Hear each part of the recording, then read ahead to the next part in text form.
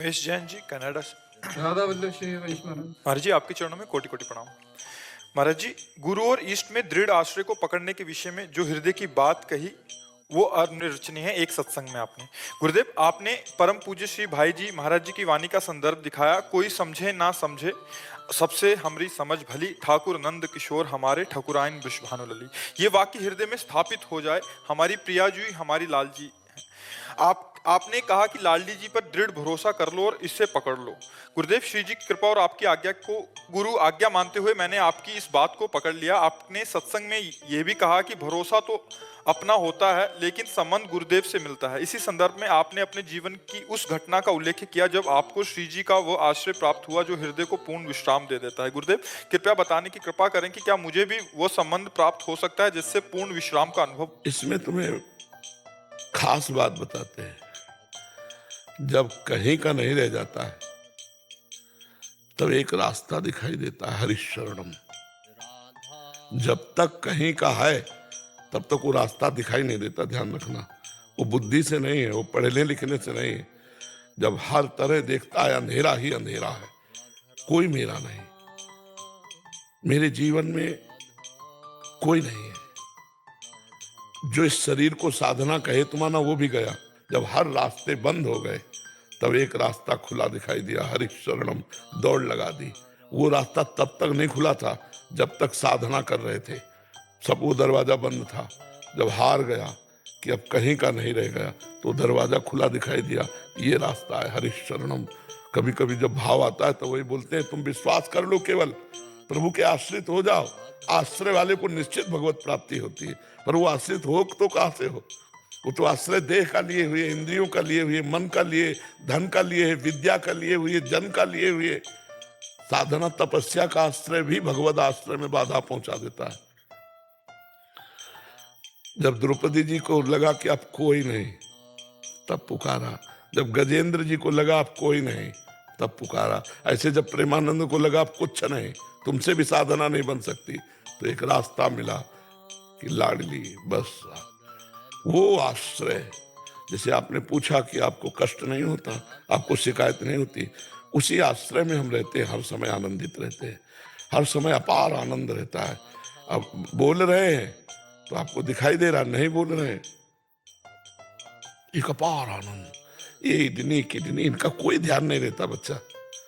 भगवदानंद जब तो ये कोई कष्ट नहीं, एक अद्भुत आनंद, एक अद्भुत।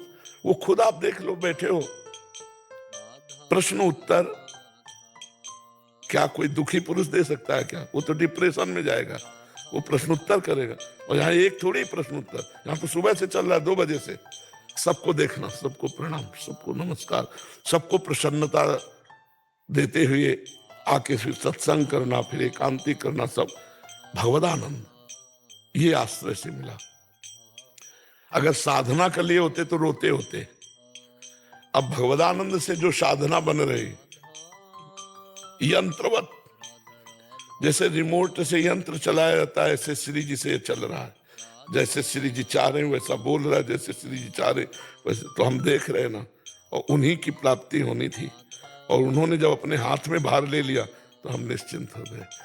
काहू के बल भजन को, काहू के आचार, व्यास भरोसे कुंवर के, सोवत पांव प्रसाद।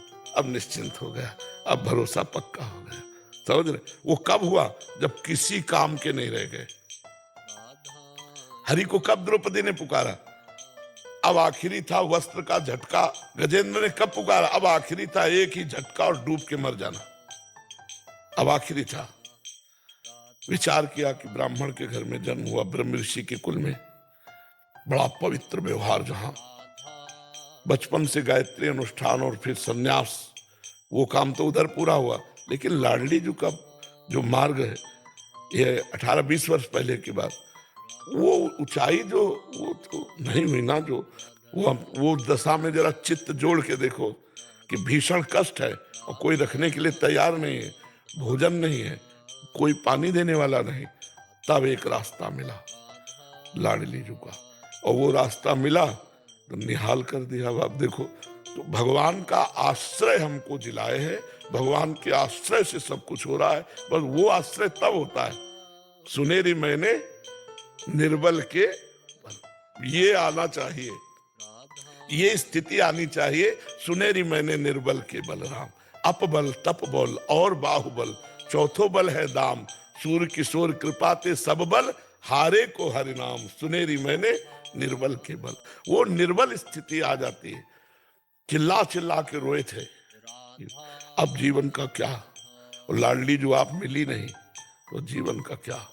वो उस समय जो आर्त भाव था, उसी ने श्री जी के चरणों तक बिल्कुल सीधा रास्ता खोल दिया।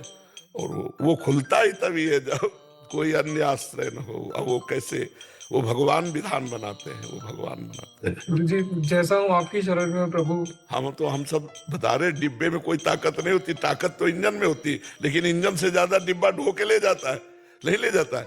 तो महाराज जी आपने जैसे बोला था, आपके बड़े महाराज जी ने आपका हाथ पकड़ा था एक बार, तो एक वो अंदर से वो जो आगे आ जाता है ना, जो गाढ़ भाव। महाराज जी आप भी हाथ पकड़ लीजिए। हम हाथ नहीं, हम तो तुम्हारा हृदय पकड़े हैं। तुम चलो, हम जैसा कह रहे हैं वैसे चलो। हाथ पकड़ना तो एक तो चलो कृपा ही है, हाथ पकड़ ले, लेकिन हम तो पूरा भार लिए बैठे हैं। आप चलो, आप आज्ञा के अनुसार चलो। आपको अनुभव होगा कि हम हर समय आपके साथ हैं। आज्ञा को उल्लंघन करोगे तो समझ में नहीं आएगा, आज्ञा का पालन करोगे तो हरि गुरु हर समय साथ रहते हैं, ये अनुभव होगा। और यही अनुभव होना, हाथ पकड़ना है, नहीं।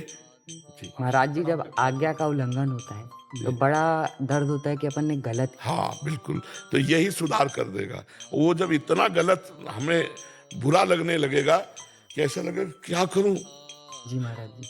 अब इस स्थिति में उसका सुधार शुरू हो जाएगा। जब गलती हमसे बर्दाश्त ना हो, ऐसा लगे यार प्राण भले छूट जाए लेकिन अब गलती नहीं होनी चाहिए, फिर गलती होना बंद हो जाएगी। जब हम गलतियों को असहनीय मान लेते हैं तब वो दूर हो जाती है। और जब गलतियों में सुख बुद्धि रखते हैं कि गलत तो है पर आनंद है इसमें, तब तक हम नहीं छोड़ सकते।